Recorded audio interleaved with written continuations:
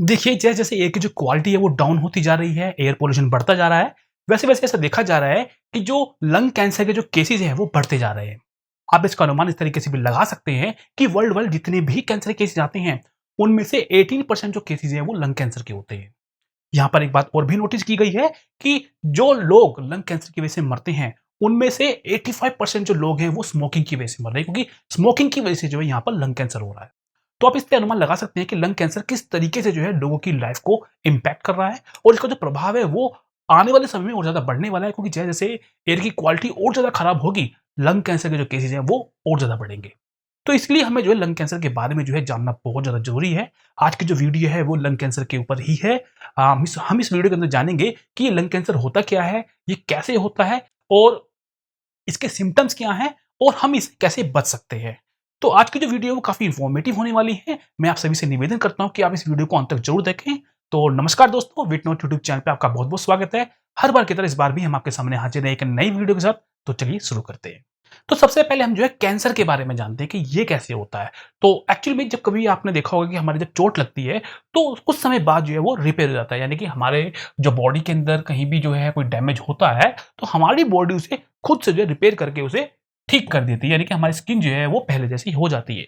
Actual में यहाँ पर होता क्या है कि जैसे ही हमारे कोई डैमेज होता है, तो जो यहाँ के जो सेल्स हैं वो एक्टिवेट हो जाती है और वो जो है ग्रोथ करना स्टार्ट कर जाती है, और ग्रोथ करके इस पूरे एरिया को जो है वो फिल अप कर देगी, और जब ये जख्म भर जाएगा उसके बाद जो है वो ग्रोथ यहाँ पे रुक जाएगी।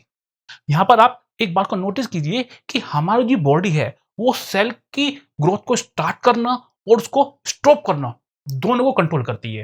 इट मीन्स हमारे सेल का जो है एक लिमिटेड अमाउंट में यहाँ पर जो है ग्रोथ होनी चाहिए, अदरवाइज ये जो ग्रोथ होगी वो अनकंट्रोलेबल होगी। आपने देखा होगा कि जब कभी हमारे कट लगता है, तो जब वो एरिया फिल अप हो जाता है उसके बाद जो वहाँ पे सेल ग्रोथ नहीं होती है, क्योंकि हमारी बॉडी जो है उस ग्रोथ को रेगुलेट कर रही होती है। वो एक लिमिट समय तक ही वहाँ पर ग्रोथ करने देगी, उसके बाद जो है हमारा सिस्टम, जो बॉडी का सिस्टम जो है वो उसे रोक देगा। लेकिन अगर हम बात करें कैंसर के बारे में, तो कैंसर में ऐसा नहीं होता। एक्चुअली में जो कैंसर के जो सेल्स है ना, वो किसी तरीके से जो है उस कंट्रोल को जो है वो ब्रेक कर देते हैं। इट मीन्स वो जो सेल है अब वो आज़ाद हो गई है, वो अपनी मनमानी से जितना मर्ज़ी ग्रोथ कर सकती है। इट मीन्स ये जो सेल्स है वो अनकंट्रोल ग्रोथ करती है।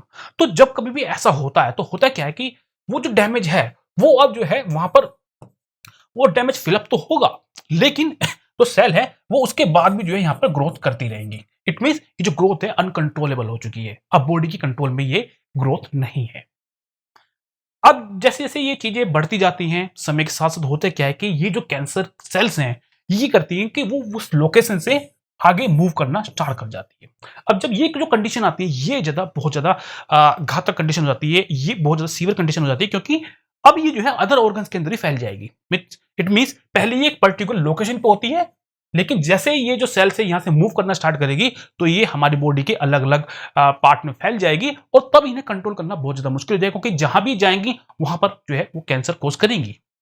इसीलिए ऐसा बोला जाता है कि अगर कैंसर किसी को है और उसके बारे में पहले से ही पता लग जाए, यानी कि अर्ली स्टेज में उसके बारे में पता लग जाए, तो उसको कंट्रोल करना जो है आसान हो जाता है, क्योंकि अगर यहाँ पे कैंसर है, तो इसको ईज़िली यहाँ से क्या कर सकते हैं, रिमूव कर सकते हैं। सर्जिकली यहाँ पे रिमूव कर सकते हैं, या हम केमोथेरेपी के ज़रिए इसको रिमूव कर सकते हैं। लेकिन एक बार ये माइग्रेट करना स्टार्ट कर देती हैं, तो उसके बाद इसको कंट्रोल करना पॉसिबल नहीं हो पाता है। तो इसीलिए जो है कैंसर के अगर किसी को है, तो उसके बारे में अर्ली स्टेज में जो है पता लगाना बहुत ज़्यादा ज़रूरी होता है। अब लंग कैंसर के बारे में क्या होता है कि लंग कैंसर भी क्या है, एक प्रकार कैंसर ही है, लेकिन वो लंग्स के अंदर है। अब यहाँ पर एयर क्वालिटी से लंग का जो कैंसर है उससे क्या लेना-देना है, वो ऐसे है कि जो एयर के अंदर जो हार्मफुल सब्सटेंसेस हैं, उसकी वजह से होता क्या है कि सेल के अंदर म्यूटेशन होता है, और जब सेल के अंदर म्यूटेशन होता है, तो उन म्यूटेशन की वजह से जो है सेल जो है वो जो कंट्रोल होता है डिवीजन का, उसको ब्रेक कर देती है। यानी कि सेल अब अनकंट्रोल ग्रोथ पे आ जाती है। तब ऐसा होता है तो वो यहाँ पर लंग कैंसर बन जाता है। अब अगर हम लंग कैंसर की बात करें, तो लंग कैंसर भी जो है 2 तरीके का होता है। जैसे कि एक को बोला जाता है non small cell lung cancer, जबकि दूसरा जो होता है वो होता है स्मॉल सेल लंग कैंसर। अब दोनों ही कैंसर हैं, लेकिन थोड़ा-सा इनमें डिफरेंस है कि यहाँ पर जो साइज़ है सेल्स का, लंग कैंसर का थोड़ा बड़ा होता है, जबकि यहाँ पर जो है जो साइज़ है बहुत छोटी-छोटी सेल्स यहाँ पर होती हैं। लेकिन ये जो स्मॉल सेल लंग कैंसर है, ये जो है ना काफ़ी एग्रेसिव होता है। इट मीन्स ये जो है काफ़ी तेज़ी से जो है फैलता है। जबकि अगर बात करें non small cell lung cancer के बारे में, तो ये जो है वो धीरे-धीरे जो है स्प्रेड होता है। अब सवाल उठता है कि लंग कैंसर के बारे में पता कैसे लगाया जाए? तो देखिए, लंग कैंसर जिन लोगों को होता है, उन लोगों को कंटीन्यूअस खाँसी होती है, खाँसी के साथ खून भी आता है और इनका जो वेट जो है काफ़ी तेज़ी से लॉस होता है और इनको थकान भी काफ़ी ज़्यादा होती है, क्योंकि वो जो है प्रॉपर तरीके से साँस नहीं ले पाते हैं, ऑक्सीजन का ट्रांसपोर्ट जो है वो यहाँ पर जो है प्रॉपर तरीके से नहीं हो पाता है, इसी वजह से उनको ज़्यादा थकान भी यहाँ पर रहती है। तो जिन लोगों को इस तरह के सिम्पटम्स होते हैं, तो उन लोगों को जो है सबसे पहले जो डॉक्टर से मिलना चाहिए। डॉक्टर जो है फिर उनके सिम्पटम के अनुसार जो है उनको जो है उनके जो है अदर जो है टेस्ट जो है वो डॉक्टर करवाएँगे यहाँ पर। यहाँ पर जो है नॉर्मली होता क्या है कि पहले जो है एक्स-रे के ज़रिए जो है लंग की कंडीशन को देखा जाएगा और इसके अलावा यहाँ पे जो है बायोप्सी के ज़रिए जो है लंग्स के टिश्यूज़ को उनकी जाँच की जाती है और यहाँ पर जो है ब्रोंकोस्कोपी के ज़रिए जो है एक ट्यूब के ज़रिए जो है एक कैमरे को जो है लंग्स के अंदर भेजा जाता है, जिसके ज़रिए लंग्स की जो है प्रॉपर जो कंडीशन है उसके बारे में पता लगाया जाता है। तो इस तरीके से जो है डॉक्टर्स जो है इसके बारे में जाँच करते हैं। जिन लोगों को लंग कैंसर होता है, उनका जो ट्रीटमेंट है वो कई तरीके से किया जाता है। फॉर एग्ज़ाम्पल सर्जरी के ज़रिए भी जो है कैंसर को रिमूव किया जा सकता है। इसके अलावा रेडिएशन के ज़रिए या फिर हम केमोथेरेपी के ज़रिए, इम्यूनोथेरेपी के ज़रिए, तो यहाँ पर कई तरह के मेथड्स हैं और डिपेंडिंग अपॉन पेशेंट के अंदर किस तरह का कैंसर है, उनकी कंडीशन क्या है, उसके अकॉर्डिंग जो है डॉक्टर डिसीज़न लेते हैं कि किस तरीके का इनको ट्रीटमेंट देना चाहिए।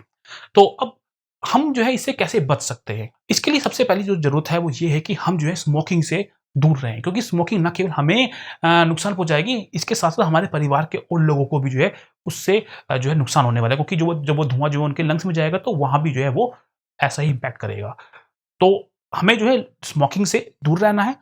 कई बार देखा जाता है कि लोगों का काम ही कुछ इस तरीके का होता है कि उन्हें जो है ऐसे एनवायरनमेंट में रहना पड़ता है जहाँ पर जो है जो पॉल्यूटेड पार्टिकल्स हैं वो बहुत ज़्यादा होते हैं। फॉर एग्ज़ाम्पल अगर हम बात करें कंस्ट्रक्शन बेस्ड जो वर्क होते हैं, वहाँ पर जो है जो एयर है वो हमेशा धूल-मिट्टी वाली एयर होती है और उसके अंदर काफ़ी ज़्यादा केमिकल्स होते हैं, क्योंकि वो केमिकल के ज़रिए जो है काम कर रहे होते हैं। व्हाइट वाश हो गया, पेंटिंग हो गई या फिर सीमेंट हो गया। तो ये सब केमिकल जब एयर में आते हैं और एयर से जब वो लंग्स में जाते हैं और वो जो लोग होते हैं वो कंटीन्यूअस जो इसके एक्सपोज़र में होते हैं, तो वहाँ पर जो है लंग कैंसर के होने का जो खतरा है वो ज़्यादा होता है।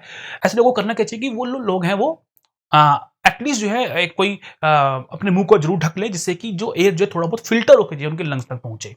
इसके अलावा हमें जो है फ्रेश एयर लेने की बहुत ज़्यादा यहाँ पे आवश्यकता है, क्योंकि फ्रेश एयर के ज़रिए जो है हमारा लंग्स जो है वो खुद से भी अपने आप को हील कर सकता है। यानी कि हमारे लंग्स के पास खुद की हीलिंग पावर है, वो अपने आप को ठीक कर सकता है। लेकिन क्योंकि आज के समय में हो क्या रहा है कि हम जो है फ्रेश एयर नहीं ले पा रहे हैं। हम नॉर्मली जो है घरों के अंदर ही रहते हैं, वहाँ पर हमें फ्रेश एयर नहीं मिलती है।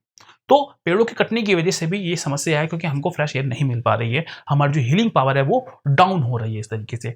इसके साथ-साथ हमारा जो खान-पीन है वो भी जो है इस चीज़ को बहुत ज़्यादा प्रभावित कर रहा है। तो हमारा हा खान-पीन कैसा है, हम किस तरह के एनवायरनमेंट में रह रहे हैं, ये सभी जो है इम्पैक्ट लाता है हमारे लंग्स की हेल्थ पे। तो अगर हम इन सब चीज़ों पे ध्यान देते हैं, तो हमारी जो लंग्स की जो हेल्थ है वो अच्छी रहेगी और हमें लंग कैंसर होने की जो संभावना है वो बहुत ज़्यादा कम हो जाएगी यहाँ पे। तो उम्मीद करता हूँ आप सभी को जो है इस वीडियो से काफ़ी जानकारी मिली होगी। अगर आपको ये वीडियो अच्छी लगी तो प्लीज़ लाइक कर देना, सब्सक्राइब कर देना। अगली बार फिर मिलते हैं एक नई वीडियो के साथ, तब तक के लिए नमस्कार।